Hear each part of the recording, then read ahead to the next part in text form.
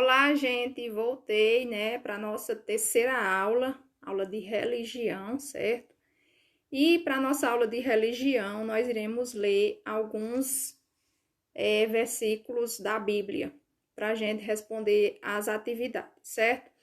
Então, nós iremos começar com o livro de Mateus, capítulo 6, versículo 14 e 15, e vamos ver o que é que diz.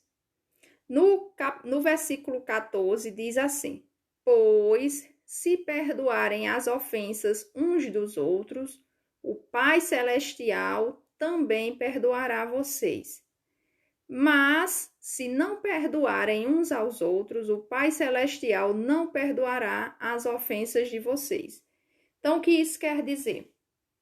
Isso quer dizer que a gente tem que perdoar para Deus também perdoar nossos pecados. Porque se a gente não perdoar as ofensas que os outros nos fazem, Deus também não vai perdoar as nossas ofensas, certo? Então a gente deve perdoar para ser perdoado. A gente não deve guardar mágoa nem rancor de ninguém. Nós devemos perdoar. Agora nós vamos ver também o livro de Mateus, o capítulo 18, versículo 21 e 22. Então, Pedro, aproximando-se dele, disse: Senhor, até quantas vezes pecará meu irmão contra mim e eu lhe perdoarei? Até 7? E Jesus disse-lhes: Não te digo que até 7, mas até 70 vezes 7. Então, Pedro estava conversando com Jesus e perguntou até quantas vezes a gente deve perdoar o nosso irmão, quando o nosso irmão nos ofende. E Jesus disse que a gente deve perdoar até 70 vezes 7. O que Jesus quis dizer com isso? Quis dizer que a gente deve perdoar quantas vezes forem necessárias, porque a gente perdoando, nós também vamos obter o perdão de Deus, certo?